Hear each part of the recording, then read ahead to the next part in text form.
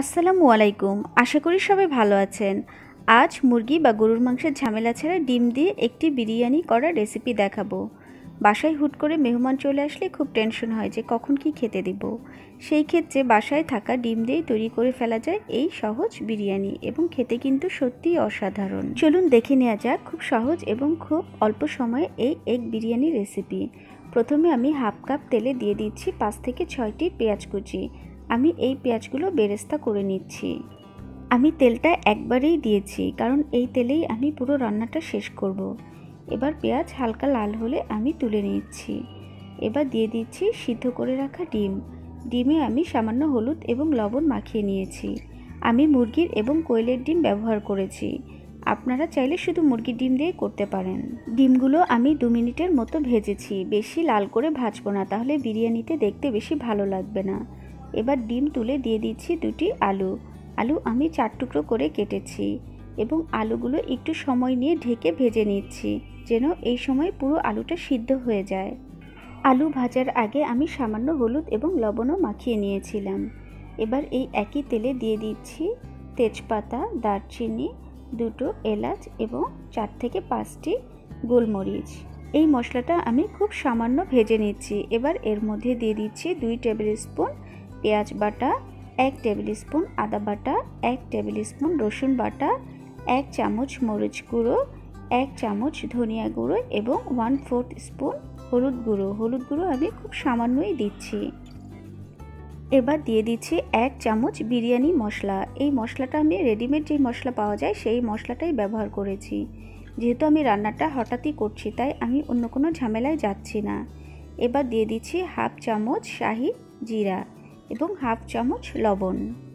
মশলাটা 2 মিনিটের মতো কষিয়ে নিচ্ছি। এবার এর মধ্যে দিয়ে দিচ্ছি 1/4 কাপ টক দই। টক দই দিয়ে আমি আরও 4 থেকে 5 মিনিট খুব ভালো মতো মশলাটা কষিয়ে নিচ্ছি। এবার দিয়ে দিচ্ছি ডিম এবং আলু। ডিম এবং আলু দিয়ে আমি খুব বেশি সময় কষাবো না, কারণ আমার আলুটা আগে থেকেই সিদ্ধ করা ছিল। এবং সেই সঙ্গে দিয়ে দিচ্ছি কিছু কাঁচামরিচ। ঝালটা আপনাদের পছন্দ মতো দিতে পারেন। এবার ডিমে অ্যাড করে দিচ্ছি ভেজে রাখা পেঁয়াজ বেরেস্তার অর্ধেকটা। আমি বেরেস্তায় সামান্য চিনি মাখিয়ে নিয়েছি। আমি যেহেতু এখানে টক দই ব্যবহার করেছিলাম, তাই টক ভাবে ব্যালেন্স আনার জন্য বেরেস্তায় চিনি ব্যবহার করেছি। ডিম এবং বেরেস্তা আমি আরও 1 মিনিট কষিয়ে নিচ্ছি। এই কষানোর সময় কিন্তু অলরেডি বিরিয়ানির গন্ধটা আপনারা পেয়ে যাবেন। এবার ডিম এবং আলুগুলো তুলে রাখছি। আমি উপর থেকে তুলছি, পুরো মশলা সহ তুলছি না। এবার যে মশলা আছে এই মশলার মধ্যে দিয়ে দিচ্ছি 4 কাপ পানি এবং 1 কাপ দুধ। আমি 2.5 কাপের বিরিয়ানি করব, এর জন্য পানি এবং দুধ সহ টোটাল 5 কাপ অ্যাড করেছি। এই পানিটা বলক উঠলে এর মধ্যে চাল দিয়ে দিব। এর মাঝে আমি চালটাও ধুয়ে রেখেছিলাম। চাল দিয়ে এর মধ্যে দিয়ে দিচ্ছি কিছুটা লবণ। এবার 10 মিনিট মিডিয়াম লো আঁচে আমি রান্না করব। ফিরে এলাম 10 মিনিট পরে। দেখুন আমার চালটা 80% সিদ্ধ হয়ে গেছে। এবার সামান্য নেড়ে আমি কিছু পোলাও উপর থেকে তুলে নিচ্ছি। এই সুযোগে যদি আপনারা লবণ দেখতে চান তাহলে লবণটাও দেখে নিতে পারেন। এবার নিচে পোলাওগুলো বিছিয়ে এর মধ্যে দিয়ে দিচ্ছি ডিম এবং আলু। ডিম এবং আলু খুব ভালো মতো বিছিয়ে এর উপরে দিয়ে দিচ্ছি সেই তুলে রাখা পোলাও। পোলাওটা দিয়ে আমি খুব ভালো মতো ডিম এবং আলু ঢেকে দিচ্ছি। এবার পোলাওয়ের উপরে দিয়ে দিচ্ছি বাকি যেই পেঁয়াজ বেরেস্তা আমি আগে থেকে রেখেছিলাম সেই পেঁয়াজ বেরেস্তা, 1 টেবিল স্পুন কেওড়া জল এবং 1 চামচ ঘি। ঘিটা আপনারা দেওয়ার চেষ্টা করবেন। এবার পুরো পোলাও সহ আমি দমে রাখছি প্রায় 15 মিনিট।